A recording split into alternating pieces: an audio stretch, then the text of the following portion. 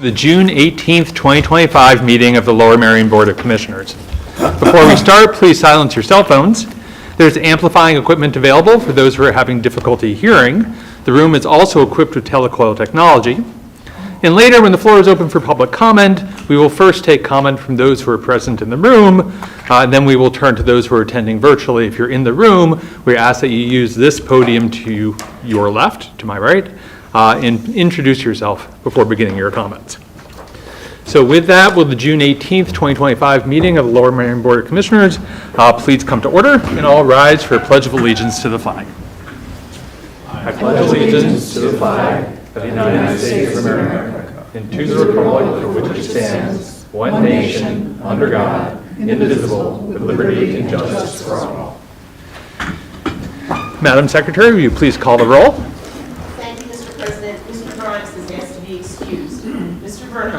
Present. Mr. Churchill. Here. Mr. Courtney. Here. Ms. Epstein. Here. Mr. Gavel. Present. Ms. S. Kramer. Here. Ms. G. Kramer. Here. Dr. Rossman. Here. Mr. Stevenson. Oh, I'm sorry, Mr. Stevenson has to be excused. Sorry. Mr. Whalen. Here. Mr. Woodring. Here. Mr. Zella. Here. Mr. Sinai. Here. Mr. President, we have a quorum. Thank you, Jody. At this point, I would like to ask Vice President Kramer, Commissioner Woodring, who is the Chair of the Administrative and Human Resources Committee, and Kyle Allen, who's the Vice Chair of the Human Relations Commission, to come to the Oval up here with me.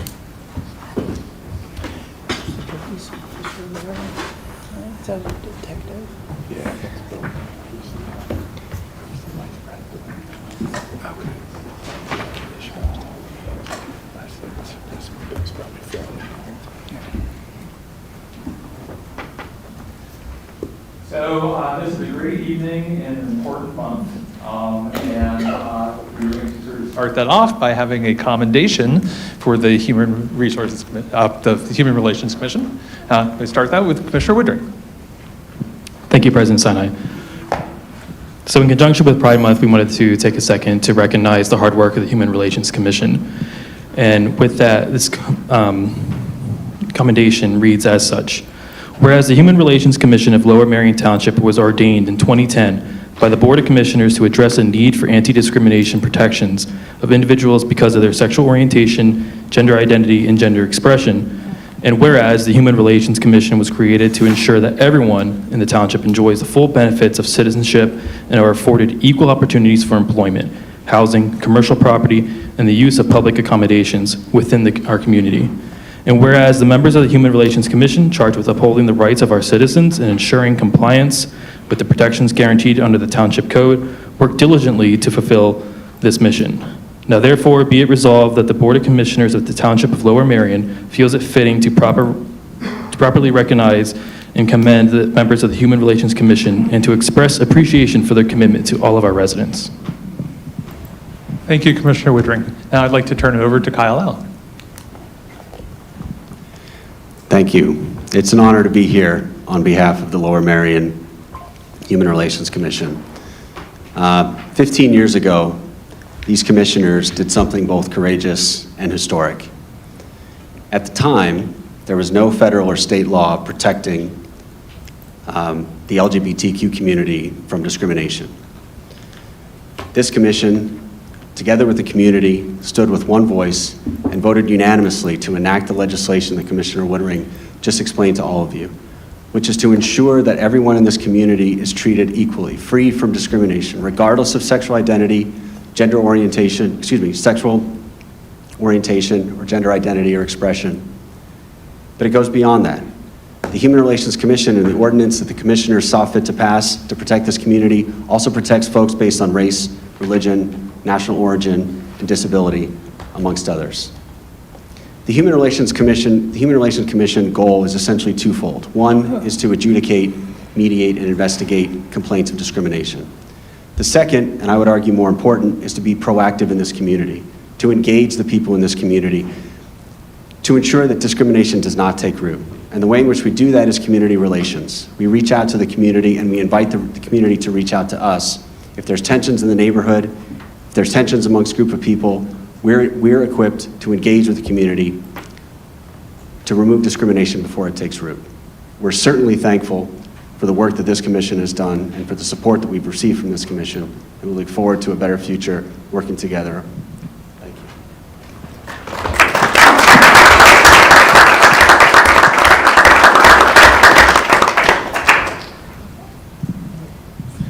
Well, thank you. And I think the presence of this, the fact that we have the Human Relations Commission in this township is just really just an emblem of how this township is welcoming and accepting and supportive of everyone, really.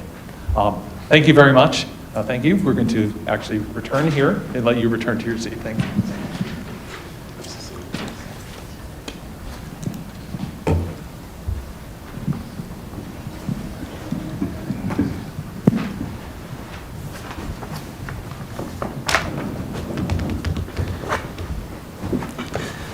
Do any of my fellow commissioners have comments? Commissioner Epstein. Thank you, President Senate. I'm grateful to so many in our community who are speaking out and taking action. We just heard from the Human Relations Commission, which is doing fantastic work, and there's so much good happening. I'll admit I'm disappointed we don't have a pride flag in Lower Merion again this year. The question of whether it's legally appropriate may remain unresolved, or at least not resolved to my personal liking, but in its absence, I want to say what the flag would have said. Everyone in this township deserves fairness and respect, but some in our community face deeper struggles. We see you, we see the injustice, the unkindness, and the fear that I'm going to say not just some, but many still live with. And we know we must do better. Symbols like a sticker, a sign, or a flag matter. They signal that we understand how brave you have to be to live as you are. This is particularly poignant for me today. If you're watching the news, it might be poignant for you too. As a board, I hope we rise to the challenge to choose what's right over what's required and what's aspirational rather than what's allowed. And I hope that before my term is up, which is like a little more than 2-3 years, the Lower Merion Pride flag can speak for itself. Thank you. Thank you. Commissioner Gilder Kramer. I also would like to thank the Lower Merion Human Relations Commission for its important role in protecting the rights of all of our citizens for the last 15 years. Discrimination against LGBTQ individuals is no different than racism, sexism, anti-Semitism, or xenophobia toward immigrants, and has no place in our community. Pride Month is a time for us to celebrate our LGBTQ friends, neighbors, and family members for who they are and for their contributions to the diversity and fabric of our community. With all of the attacks nationwide and in other countries on their rights, it is reassuring that our township is committed to protecting and valuing all of our residents. We should always remain an example of inclusivity, understanding, and acceptance. Thank you, Commissioner Kramer. Anyone else? Okay, thank you, everyone. That was beautifully said. Moving on, we are going to turn to approval of the minutes. I'm going to move that we approve the minutes of a special meeting of the Board of Commissioners held on May 14th, 2025, and a stated meeting of the Board of Commissioners held on May 21st, 2025, as distributed. Do I have a second? Thank you, Vice President Kramer. All those in favor, please raise your hand.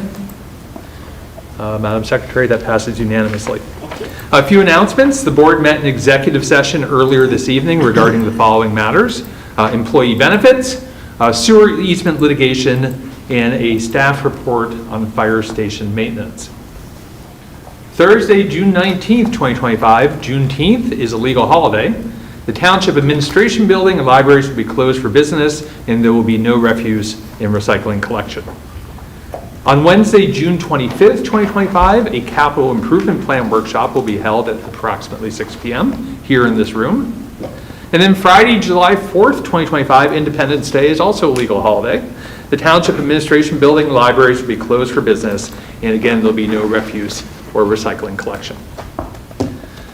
Now we're going to turn to public privilege of the floor. This is a section of our meeting where members of the public may address the board on any non-agenda items or any other public matters in which the township has jurisdiction or authority. We're going to ask that you use this podium here, state your name prior to addressing the board, and we ask that you keep your comments to 3 minutes or less. Township Secretary has a clock. If there's a group of people in attendance who, if there's a group of people in attendance who are speaking on the same topic, we ask that a spokesperson be selected to address the board, and then we will give you 5 minutes. And we will start with people in the room. So anyone in the room who wish to take advantage of public privilege, please come forward.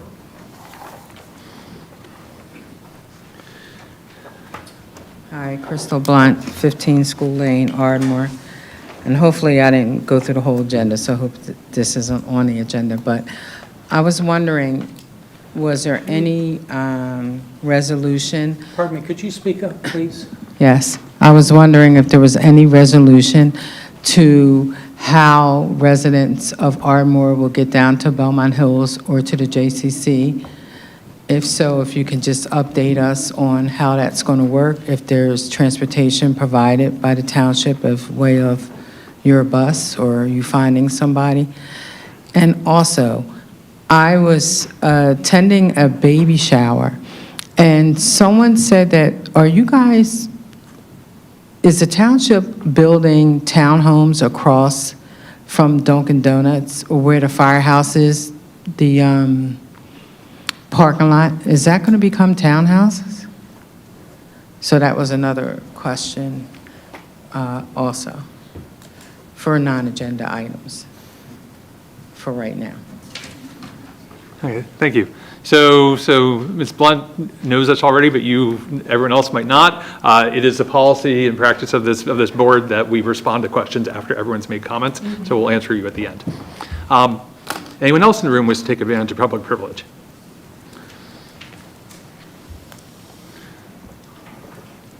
Good evening. My name is Craig Olliner. I live with my family in Marion Station. We've lived for 30 years on Berkeley Road. Tonight I'd like to talk about street trees. The township has 20,000, and each year the township plants 200. Unfortunately, 600 are lost.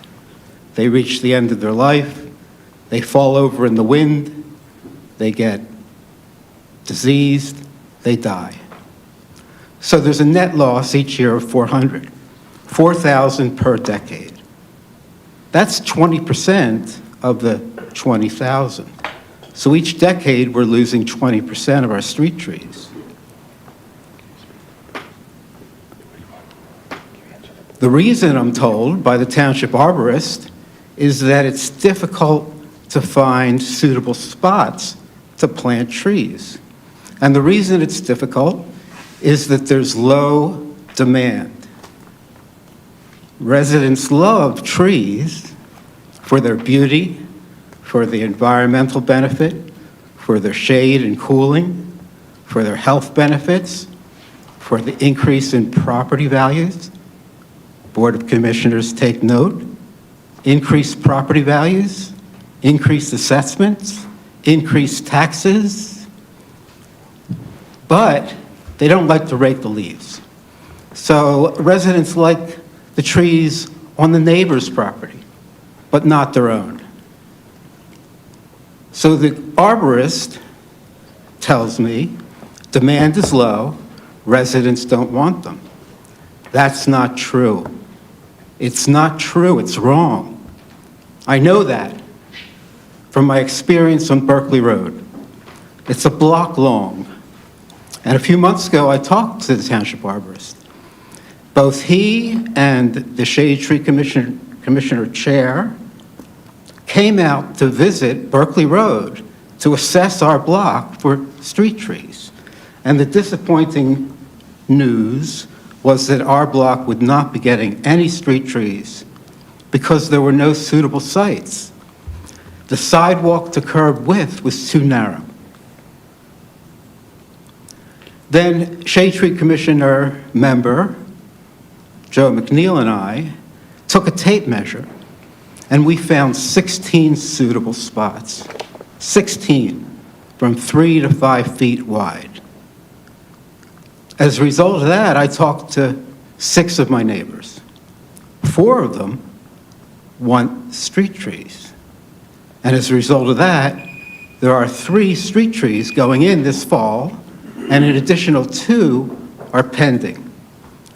There are 6 other homeowners who have not been contacted yet, who have suitable sites and may want street trees as well.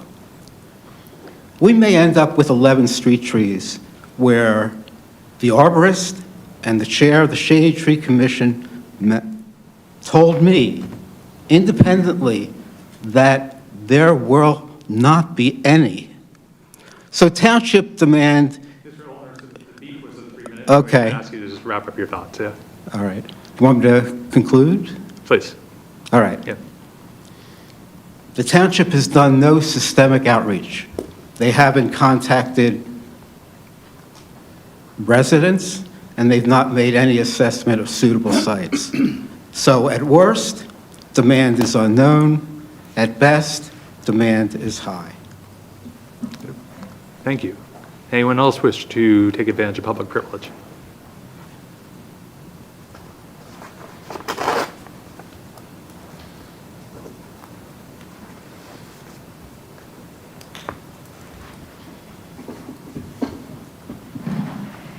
Deb Robbins, Villanova. I'm here as myself, but also I have been working with a group in the township, CALM, and what we're calling Clean Quiet right now for lack of, and very excited and hopeful now that I know that you're working on passing or drafting an ordinance to ban two-stroke leaf-powered, I get stage fright, gas-powered leaf blowers. I don't know if other people have talked about the nuts and bolts of the medical literature that supports this big, ambitious change that other communities have made. So I don't want to be redundant or bore you to sleep, but I think it's important, especially tonight, we're talking about protecting everybody, and everybody's equal and deserves to be cared for. And I come from a medical background. I took care of high-risk pregnant ladies for 30-some years. That this needs to be not done in a half-baked way. And what I'm trying to say is, I'm worried that an ordinance may have too many carve-outs or exceptions or waiting or whatever. And if you read the literature today, and let me preface that by saying, as you probably know, the options, and this was demonstrated in the workshop, which was, yesterday at Ludington, the options for alternatives to the gas-powered machines have come a really long way and are much more cost-effective than they were even a couple of years ago. So that excuse for hemming and hawing is not so valid anymore. But we are poisoning ourselves. We are poisoning our children. We are poisoning our elderly. We are causing death. We are causing cardiovascular disease. We are causing hypertension. We are causing sleep disturbance. And I'm just lumping it all together because I'm not going to go through this whole thing.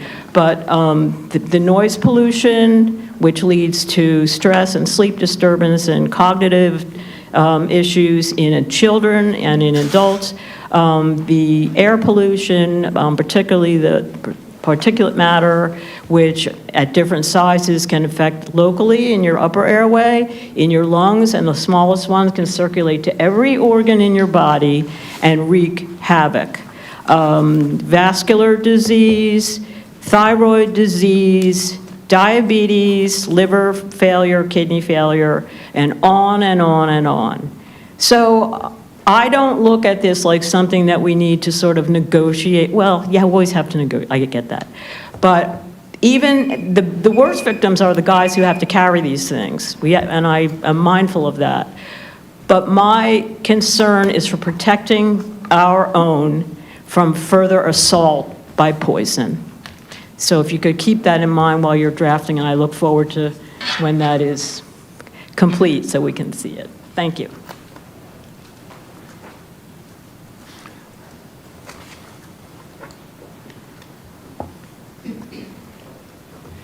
Good evening, I'm Holly Manzoni of Wynwood. As everyone in this room knows, the world is a scary place right now. And people in Lower Merion are feeling it. You probably are aware of what happened on Saturday, where right outside on Lancaster Avenue, the streets were lined with Lower Merion residents protesting. And there's a lot of anxiety going on. We're fortunate that we live in a township like Lower Merion that cares about the people, and the thing you did at the beginning of the meeting shows that, and I really applaud your efforts for doing that. I know that you can't solve the problems of the world, but there is something you can do to make everybody here happier, and that would be to raise this leaf blower thing to a higher priority, because with all the tension in the world and the anxiety, it's wonderful to be able to go home to your own refuge and have that peace and quiet.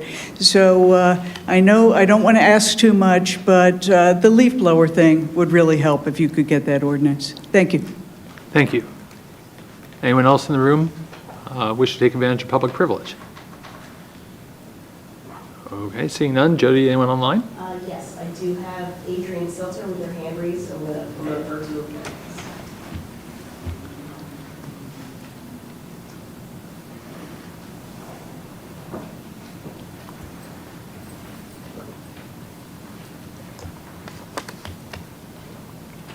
Here we go. Been working with them all day. Adrian Seltzer, Winwood. I think it's fortuitous that the Human Relations Commission got recognition today in light of my comments, which are coming. And I'd also like to piggyback my comments on those of Commissioners Gilda Kramer and Maggie Epstein. Montgomery County today,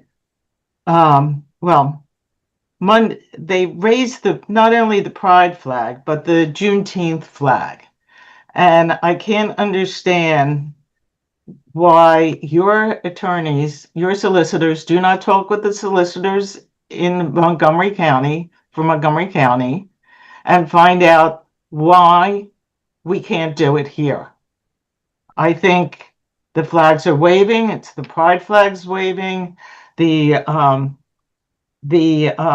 Juneteenth flag is waving right at the courthouse in Montgomery County in Norristown.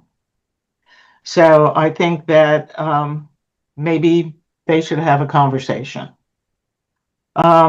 Montgomery County today instituted a policy that no county employees will interact with ICE unless presented with a judicial warrant.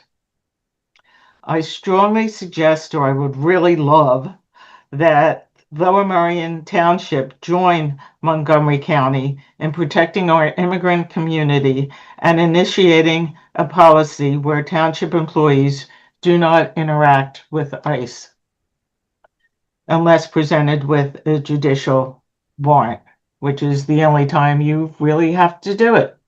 Otherwise, it's just, if the police are interacting with ICE, it is optional if they don't have a judicial warrant.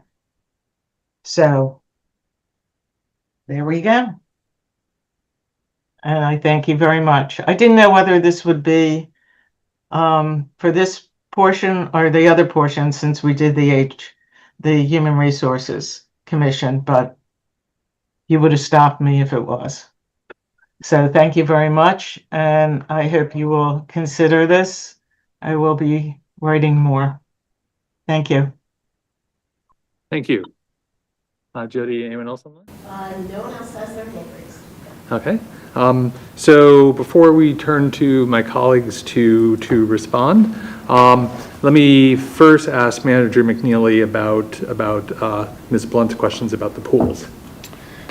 Sure. While the Recreation Department has explored options, at this point we have not experienced hardly any interest in memberships at JCC, or for that matter, Ardmore folks within a mile radius of the pool joining the Bala pool. I think we have 2 at each. So Hasn't been any real pressing need at this point with respect to providing bus transportation, but Recreation is still watching registrations, and maybe as the heat wave hits here, we'll get some more interest in those programs. Thank you, Mayor McNeely. And I'm just going to respond to one thing on here, to Ms. Seltzer's question about Montgomery County raising a pride in the Juneteenth flag, which I wasn't going to mention because I just talked about the beginning of the month, but since the question came up and other people may have that same question, I do want to respond. So yeah, you'll notice that the township has not raised a pride flag. The reason is that we are governed by a different set of laws than the county or even some neighboring communities like Philadelphia. In our set of laws, say basically here, like I guess the three flags that you can fly, and you can do no others on township poles, and so that limits what we can do. There are two things that we can do in response to that, we could consider doing. One is that we could do what you see here, which is that we have the right to be able to do individual expression. Some of us are wearing flags on our lapels. There is a pride flag in front of me here on the dais, and it's not just because I'm the only person who is supporting Pride Month, but because we, as collectively said, yeah, we'll only put one flag on the dais, but it is an individual flag that I paid for. It is not a township flag. We are not violating the law of the first-class township by flying a township flag. So that's one approach. It's an approach that we've taken this year. Another approach, I suppose, could be that you choose to have a different set of enabling legislation for the township, which is something townships could do, and maybe is a conversation for a different year, but it's not something that we have in place for this moment. Anyway, so that's the explanation. That is why we are where we are, and why some of our neighboring, the county or the city of Philadelphia gets to do things differently than we do. Any other comments or responses to any public privilege by my colleagues? Vice President Kramer. Thank you. With regard to the question about townhouses at Greenfield and Lancaster Avenues, if I might call upon the Director of Building and Planning to just update us briefly. I think the short answer is maybe.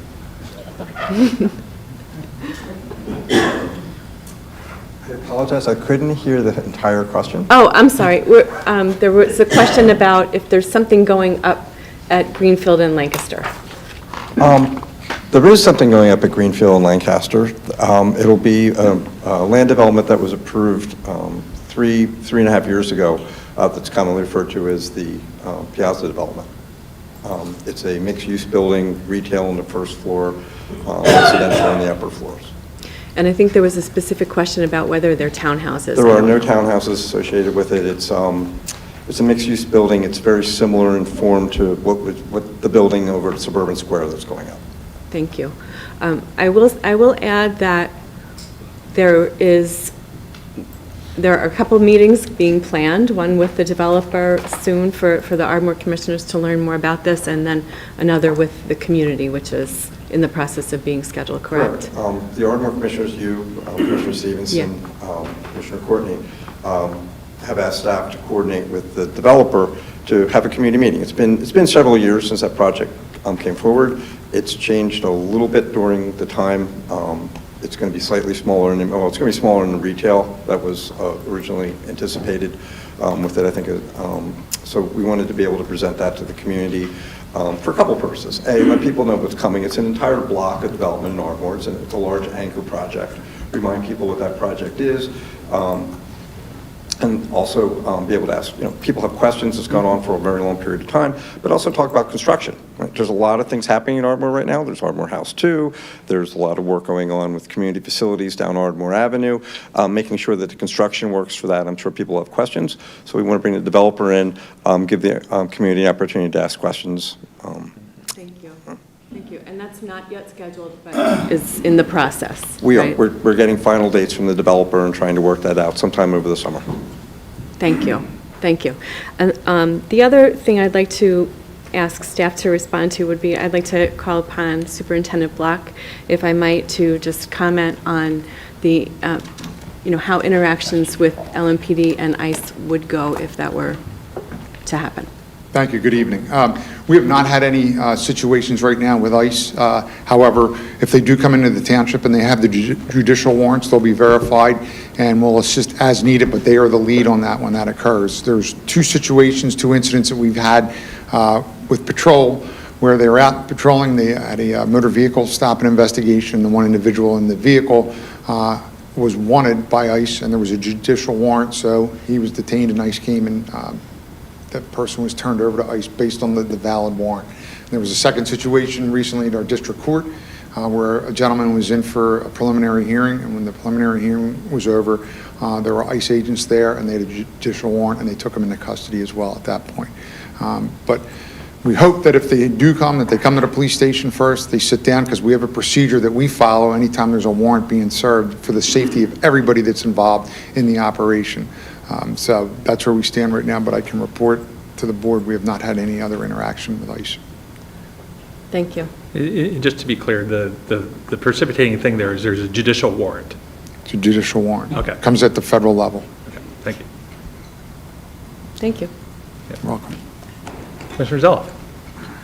Thank you. Thank you, President Sinai. I'd like to thank Mr. Allner, I believe, on a very thorough analysis of street trees. I have often found it surprising that we're told that residents don't want them. You've provided at least evidence where you live that that's not the case.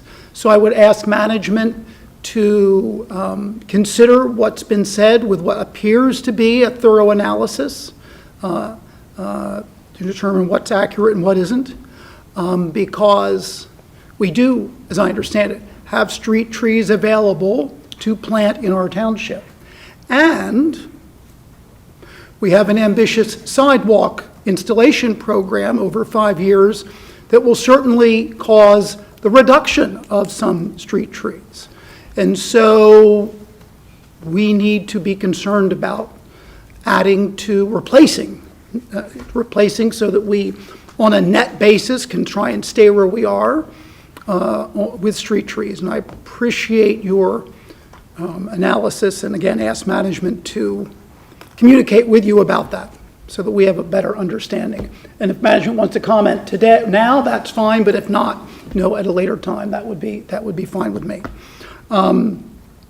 With regard to blowers and mowers, it's my understanding there's a lot of work being done, including coordination with other municipalities and their experience, and that makes sense to me. Many commissioners don't know the details of what's coming, but we all know that something's coming, and I think we all look forward to that.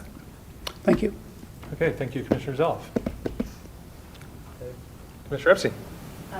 Very quickly, it was a bit of a mental jump from leaf blowers from the demonstration this past weekend, but my brain was with you. So I just wanted to comment on this past weekend. We had a very peaceful demonstration here in Lower Merion and Ardmore, and I wasn't concerned at all going in because the Lower Merion Police Department, I just have a lot of faith and confidence in them. And I also wasn't disappointed. It was really a testament to what a wonderful community we have, that it was such a, from what I saw, a positive experience, that people could demonstrate peacefully, they were safe, they were kept safe. So I thank our police department for that. And from the blowers and the mowers, feel free to send us any information you have. It's never a bad reminder, but Commissioner Zeloff is right. It's being worked on. We hear you. We hear many residents about it, and it goes to everything from health concerns to the environment to peacefulness. We understand it's important. And it kind of just made me think, that thing, it's a little cliche, but we're doing our best, but we can do better. So, those things can both be true. And if you have a lot to say about any topic, you can email us. We all get it. We all read it. You can come here. You can run for commissioner every couple years. The opportunity is there. But thank you for coming and speaking. Thank you. Anyone else? Okay, seeing none, we're going to turn to public comment. This is a section of our meeting where members of the public may address the board on any agenda items. So any comments on any agenda items, including the ordinances that are going to be considered for adoption later this evening, should be made at this time. Same rules as we had before. Please come forward.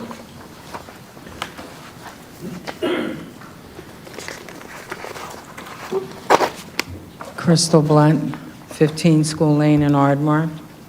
So I want to talk about your agenda item number 12, which is your grants and community development. I really have some concerns, and I think I sent a letter out earlier or months ago about the lack of communication that Ms. Crane has when doing the grants, the block grants for residents who might need repairs in their house. The lack of communication is unacceptable to me. To have people apply for these grants more than once, to have people apply for them a couple times and be approved a couple times, and back in 21 and still in 25, their needs have not been met. There are other people in this community who have complained about the work and the shoddy work that's being done in their homes by contractors, and that they have to go behind them and repair things, which is crazy to me. I also want to talk about who holds Ms. Crane accountable. Where does a resident go if she's not returning their calls and she's not getting back to them? So who's accountable? Who's dotting her I's and crossing her T's? What commissioner is responsible and sits on that grant committee? Because then you're not doing your job either. And you're supposed to be here for the public.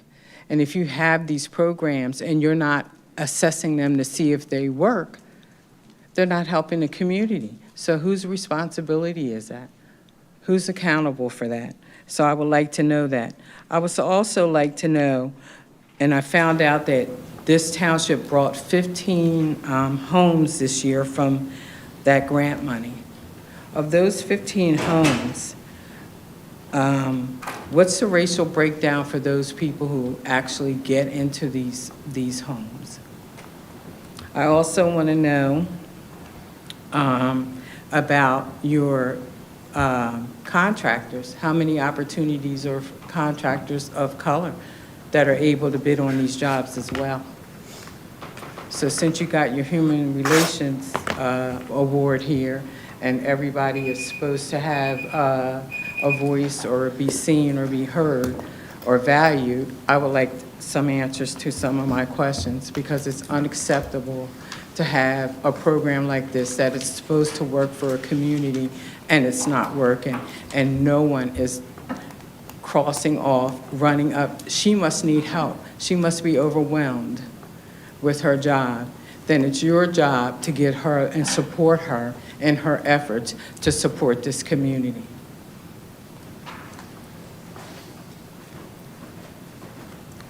Thank you. Anyone else available for public comment? Seeing none. Jody, anyone online? No one has their hand raised. Okay. This is for agenda items, right? Agenda items, yeah, please come forward.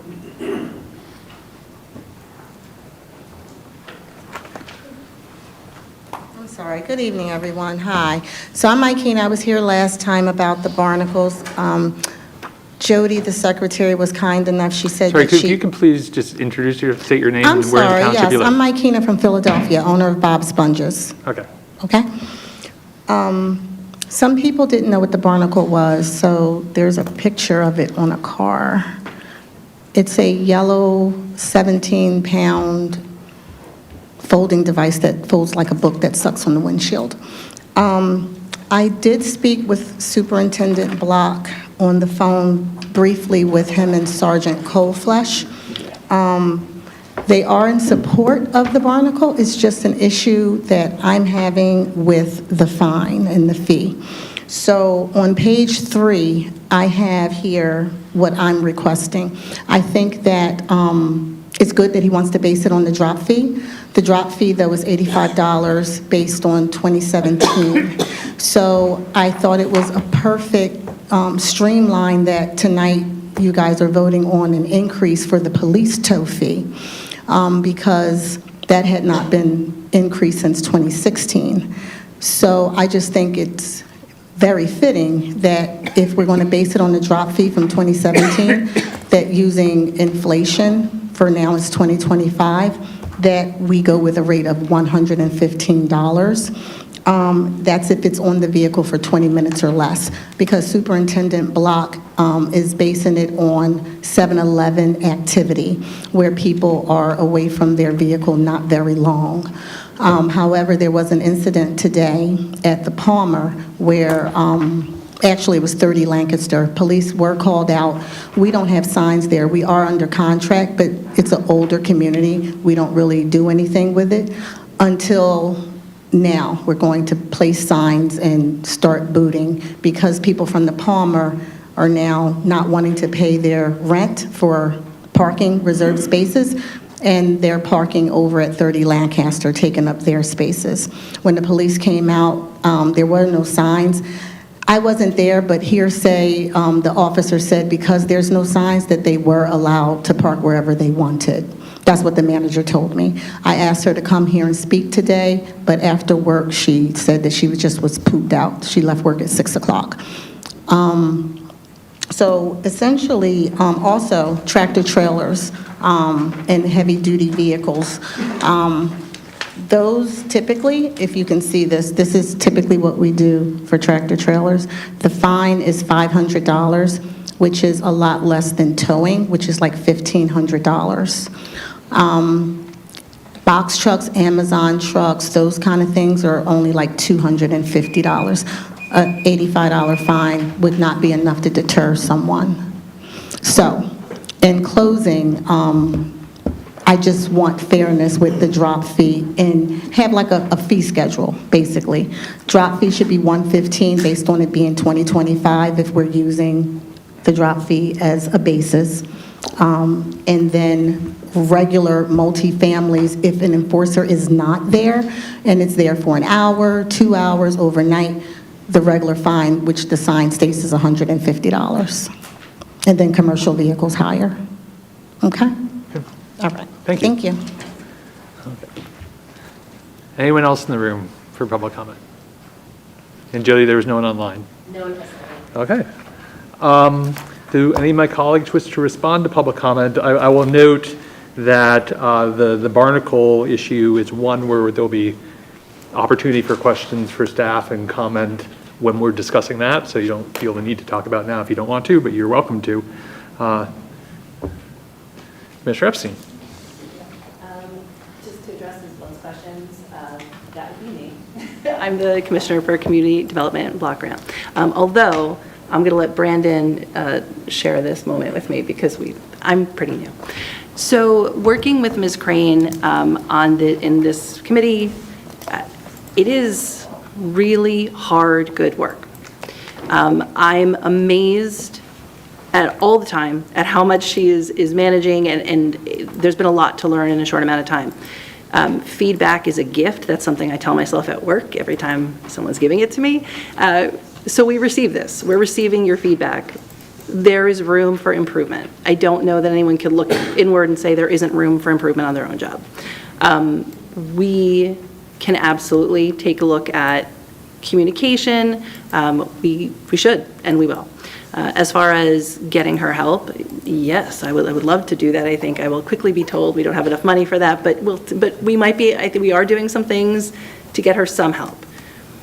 Because her goal, this board's goal, my goal, Brandon's, everyone, truly is to work with and for the community. I promise you in every conversation, if we're falling short, it is not due to an intent that is bad at all in any way. absolutely every conversation we have is to maximize impact within the community. And so I just want you to know that we hear this, I hear this, we are talking about it, and we will absolutely answer your questions more specifically. Brandon, I'll let you jump in and correct me on anything or add anything you'd like to add. Thank you, Commissioner. And, just to let the board and the public listening at home, I did have quite a pleasant conversation with Ms. Blunt last week, so we were able to connect in response to the letter she referenced that we all received regarding, some of the concerns that she's shared about the program. Since I started here about 2 years ago, I've been working with Ms. Blunt in terms of the overall CDBG program, the Community Development Block Grant. And for those who are unaware of what it is a federally funded program. Those are federal dollars that we receive from the U.S. Department of Housing and Urban Development, HUD, for specific purposes. Housing rehab and affordable housing being two of those purposes. And as Ms. Blunt referenced just a little while ago, over the past 10 years, the township has purchased a total of 15 homes, roughly 1 to 2 homes per year, that we rehab and we turn over to qualifying low-income households. One of the questions that was posed was, what was the breakdown? In terms of breakdown and who qualifies to purchase homes under this affordable home program, HUD has strict regulations in term that it is strictly income-based, and that is income levels set by HUD themselves, where all individuals who purchase homes through this program offered by the township must make 80% of the area median income or lower. And again, that is what qualifies as low income by our federal friends, and those are the regulations that they hold us attributed to. So every single one of those 15 homes has been sold to a household family that qualifies as low income.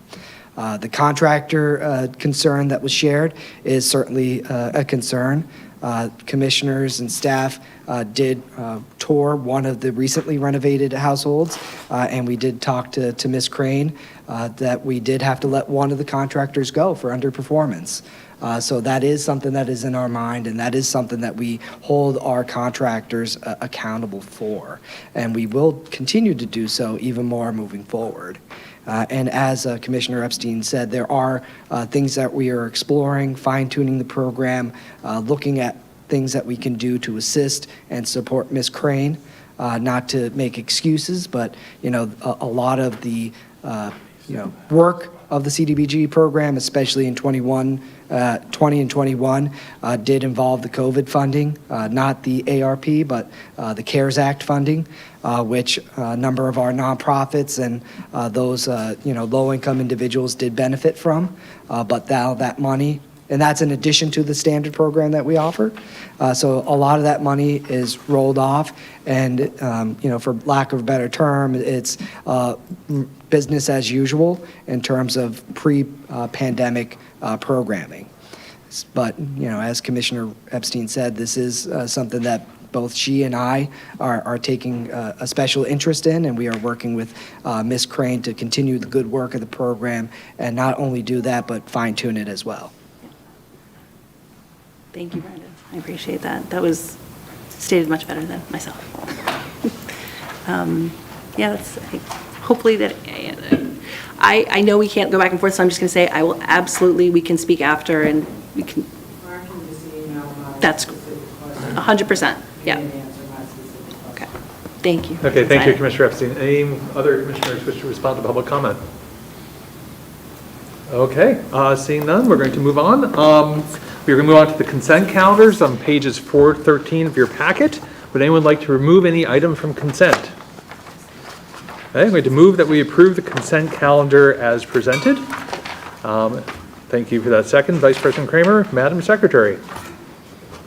Thank you, Mr. President. For the adoption of the consent calendar as presented, Mr. Bernheim. Aye. Mr. Churchill. Yes. Mr. Courtney. Yes. Ms. Epstein. Yes. Mr. Gavin. Yes. Ms. S. Kramer. Yes. Ms. G. Kramer. Yes. Dr. Rossman. Aye. Mr. Whalen. Yes. Mr. Woodring. Yes. Mr. Zilla. Aye. Mr. Sinai. Yes. The consent calendar is duly adopted. Thank you, Madam Secretary. We're now on page 14 of your packet, which is the award of contract for a housing needs assessment and action plan.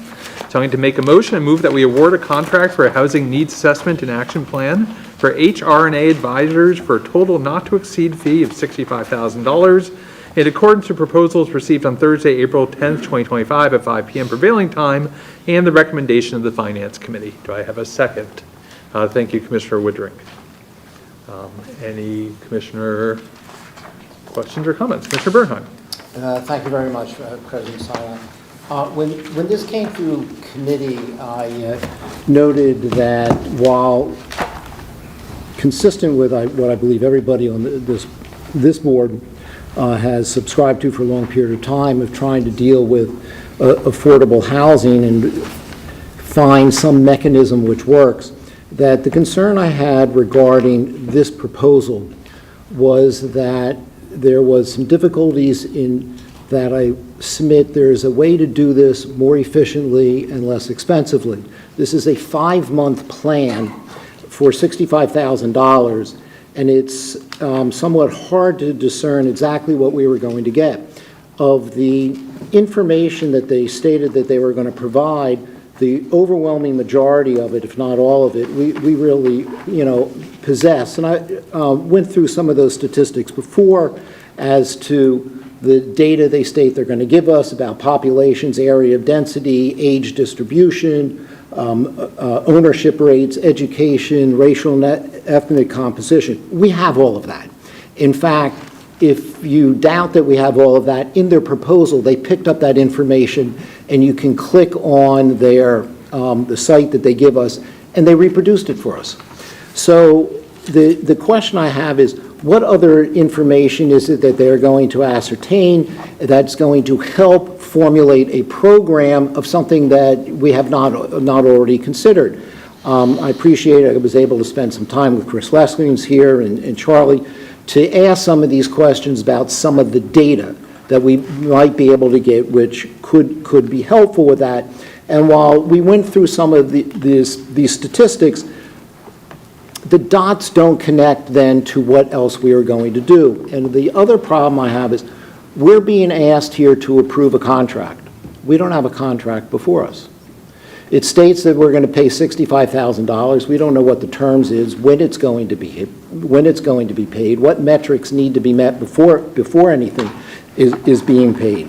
We don't know if this is calculated on an hourly basis, and it's unclear from what we have exactly what we're going to get. If you go through their proposal that they submitted to us, it states, for example, and there are many of these examples, that what they're going to do is have a virtual kickoff meeting, and then they're going to have virtual check-ins from time to time. We don't know when or where or specifics of what's going to occur in connection with that. There are a lot of notations here of having to deal with staff and get the information we have in order to prepare the documents they have. It says that they will review recent studies, internal analysis or data that access existing needs, identify gaps and opportunities for alignment. Respectfully, what does that mean? It states they will prepare an initial data request. Well, I'm not sure what that is. It says they will review Lower Merion Township's housing ecosystem and toolkit to develop an initial inventory of housing tools and establish a foundational understanding of the current policy, environment, and resource landscape. That's a little bit amorphous, but it goes on to say this could, not definitely, but could also include tools such as existing policies that are negatively affecting housing in the township. For example, we don't have something specific as to what is going to be done. I can go through page by page of this proposal, and the question is, what are we approving and what are we getting? So I attempted to get hold of HR&A. Unfortunately, I was unable to connect, notwithstanding phone calls and emails, in order to see if maybe there's an alternative. Clearly, they have some expertise. Would it not make sense to invite these people to meet with us and say, what are the arrows in your quiver that you're going to end up recommending? We know who we are. What questions can we answer? What are the alternatives out there? we'll pay you for your time and your expertise, but start at the bottom of what we're going to get. What are the alternatives? And then we can give you what data may be necessary to see if they work or don't work from their experience. So as opposed to waiting 5 months and then getting where they're going to do a one-time meeting to present their proposal to us, why not get them in now, offer to pay for their time and services, provide whatever information they need to help them formulate some type of plan, and that, I think, would be a more efficient and cost-effective manner to do it. But as I state, at the risk of being redundant and far too long here thus far, is that we're asked to approve a contract, and we don't have that contract before us. Thank you very much, Commissioner Bernhardt. Vice President Kramer. Thank you. Respectfully, I think that reaching out to the consultant group is a staff function, and should be done in consultation with the members of the Affordable Housing Committee. But regardless, staff has told us that they need this expert help in order to create the action plan that we have asked them to create. I hear that I've heard this before, that we have all the information that we need already available. Why are we paying all this money? Then why don't we have a plan yet? In all this time, in years, preceding me being on the board. And I think that there are several reasons, two of which I'll point out now. One is that the staff needs technical expert help that it does not have available to it. That's what consultants are for. We had the opportunity on the Affordable Housing Committee to meet with HRNA just last week, and they explained in great detail the kinds of technical help that they're able to provide to the staff with regard to model legislation, with regard to financial tools, and with regard to, even more importantly, helping this community and this Board of Commissioners identify specific goals and come to consensus about the specific affordable housing goals that we want to accomplish and which this housing plan would support. We can't come to agreement as a board on some of the basics of what we want to see happen, and that's why we're not moving ahead. So that's what HRNA has promised that they're going to help us do as the first order of business. I will point out that this contract is, what we're approving is not to exceed $65,000. And we did raise that issue with HRNA. The question of, some of this stuff is kind of redundant, it's expensive, do we really need to pay for all of this? And their answer was, no, you don't have to pay for all of it. We can negotiate, we can discuss the needs as we go. We're not going to charge you for stuff that you already did for yourselves. We're going to help you, we're going to charge you for the stuff that for the value that we're adding. So I'm really looking forward to us approving this proposal, and I'm really looking forward to getting the kinds of technical help that expert consultants can provide to us, so that we can follow through and provide the affordable housing action plan that our community sorely needs, and that's all I'll say about that. Thank you, Vice President Kramer. Commissioner Zeloff. Thanks, President Sinai. As a member of the Ad Hoc Affordable Housing Committee, I was on that call last week, and we did speak to the consultants, and I did ask the question, can you do, since we have a lot of the data, can you take our data and go right to recommendations? And they said they could. So that is an option. And we didn't pursue it in that conversation, but they said they do many types of engagements.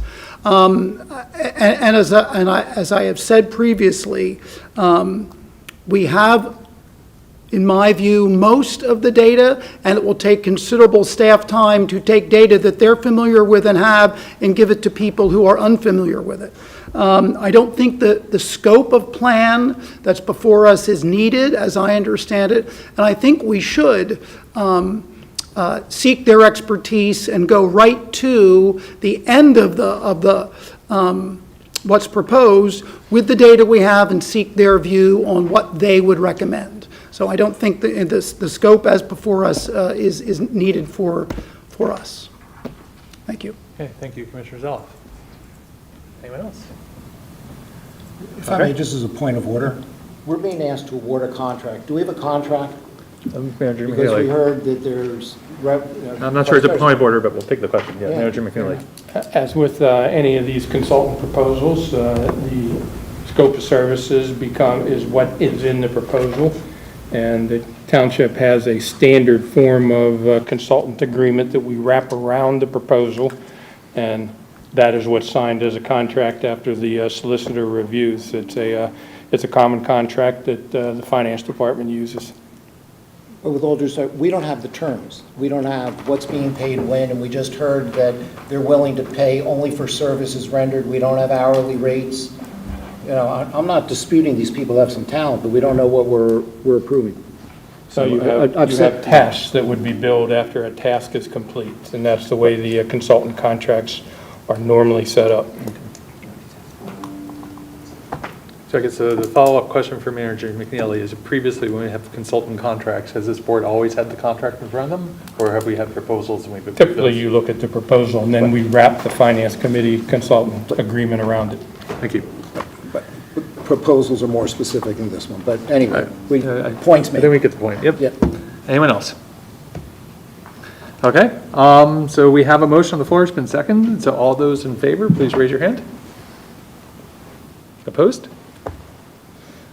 Abstentions? Okay, we're short two, so Madam Secretary, that carries 8-4? Correct. Okay, thank you. So we are moving on to page 46, which is the Public Works Committee.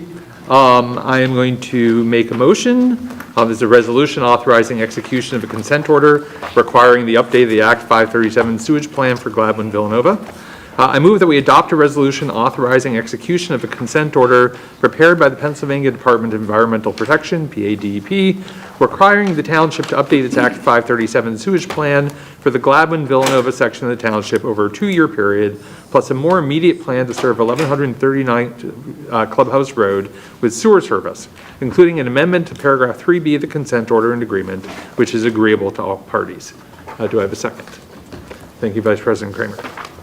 Any questions or comments by my fellow commissioners? Okay, seeing none. All those in favor of the resolution, please raise your hand. Opposed? Abstentions? Madam Secretary, we lost one person, but it carries unanimously of 2? Oh, we lost 2 people, you're right, yes. For once, I noticed. So we're down, it's 10-0. We're now on to page 67 of your packet, right? Yes. Which is an adoption of ordinance, Chapter 145, Vehicles and Traffic, regulation of electric vehicle charging stations on municipal lot 7.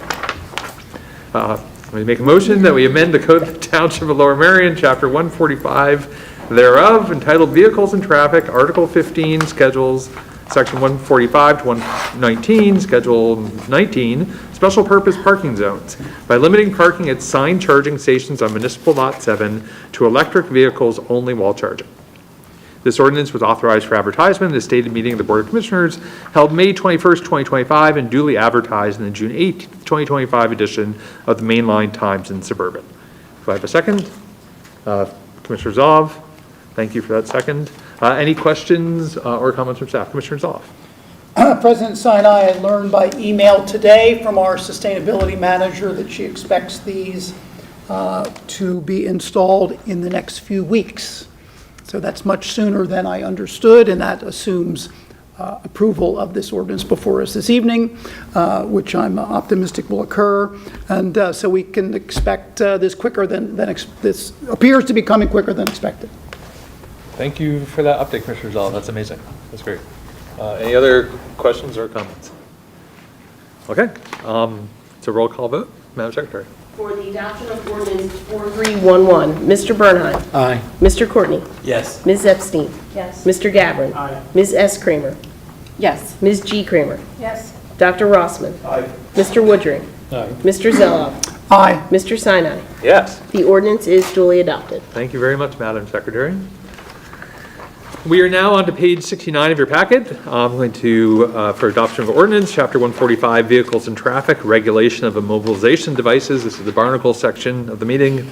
I'm going to move that we amend the code of the Township of Lower Merion, Chapter 145, thereof entitled Vehicles and Traffic, Article 11, Immobilization, Towing, Impoundment, and Storage, to provide definitions for barnacle immobilizing service in person, and to provide regulations regarding the licensing of immobilizing services, the requirements for implementation of immobilizing practices, and a maximum immobilizing fee that may be charged. This ordinance was authorized for advertisement to the stated meeting of the Board of Commissioners held May 21st, 2025, and duly advertised in the June 8th, 2025 edition of the Mainline Times and Suburban. Do I have a second? Thank you, Vice President Kramer. Any questions from my colleagues or comments? Recalling that we did have comments on this earlier in public comment. Commissioner Zoloff. I would just like to say that we have had this presented to us by our superintendent, I think on 2 occasions, and on the last one, he made it clear that he would, the PD would evaluate how this works, and if higher charges that are appropriate, he would come back to us on a timely basis. And we are very supportive of our police superintendent. We don't really negotiate or discuss, try and figure out rates on the fly, and I think he's brought us a proposal that is a good starting point, and he'll tell us if it's working and it makes sense, or if higher fees are appropriate. Thank you. Okay, thank you, Commissioner Zoloff. Anyone else? I'm going to jump in here, and actually, Superintendent Block, if you can come up.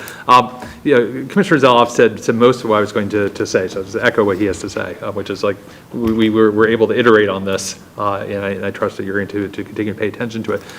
One thing was raised, and I also had a similar thought previously, which is that it might be like this is an alternative to towing, and if do we I guess the question is relative to towing fees, as you think about it going forward, is there a way to evaluate whether we're able to reduce the velocity of towing, and that's basically effectively impound the cars on site, which is what I think this does, rather than having them be towed and having tow trucks drive through the township? Is that a kind of thing that one can even track, right? Like to see if the fees are set in a way that cars get barnacled instead of towed, I guess, right? Yes, and that's incorporated in the proposed ordinance. Okay. One of the requirements, and we want to collect data to find out how many violations are occurring, which we don't have that right now. And that's one of the provisions of the ordinance, similar to the towing ordinance for private property, is they're required to notify us within 2 hours of the device being placed on the vehicle itself. So, and I told McKeena that we're not opposed to looking and reviewing the fees that are involved here, but we need the data first. So we can analyze it and bring it back before the board, to make an informed decision. Perfect. You had me at data. Okay. Thank you very much. I appreciate it. Any other comments or questions from my colleagues? Okay. That also is a roll call vote. Madam Secretary. For the adoption of ordinance 4312, Mr. Bernheim. Aye. Mr. Courtney. Yes. Ms. Epstein. Yes. Mr. Gavin. Yes. Ms. S. Kramer. Yes. Ms. G. Kramer. Yes. Dr. Rossman. Mr. Woodring. Yes. Mr. Zillow. Aye. Mr. Sinai. Yes. The ordinance is duly adopted. Thank you, Madam Secretary. We're now on to page 74 of your packet, which is adoption of ordinance, Chapter 145, Vehicles and Traffic, Police Towing Fees. I move that we amend the code of the Township of Lower Merion, Chapter 145 thereof, entitled Vehicles and Traffic, Article 11, Immobilization, Towing, Impoundment, and Storage, to increase the charge for towed removal from premises at the request of the police from $125 to $200, to increase the 24-hour storage charge for vehicles thus removed from $45 to $65 for each full 24-hour period that the vehicle has been in storage, and to charge a $100 administrative fee for services in processing the storage and release of an impounded vehicle. This ordinance was authorized for advertisement at a stated meeting of the Board of Commissioners held May 21st, 2025, and duly advertised in the June 8th, 2025 edition of the Mainline Times and Suburban. Do I have a second? Thank you, Vice President Kramer. Any questions for staff or comments from my colleagues? Okay, seeing none. Madam Secretary? For the adoption of ordinance 4313, Mr. Bernheim. Aye. Mr. Churchill. Aye. Mr. Courtney. Yes. Ms. Epstein. Yes. Mr. Gavin. Aye. Ms. S. Kramer. Yes. Ms. G. Kramer. Yes. Dr. Rossman. Mr. Whalen. Yes. Mr. Woodring. Yes. Mr. Zelloff. Aye. Mr. Sinai. Yes. The ordinance is duly adopted. Thank you, Madam Secretary. So that gets us through our agenda. Is there any unfinished business to come before the board? Any new business to come before the board? Seeing none, this meeting is hereby adjourned. Have a good evening, everyone.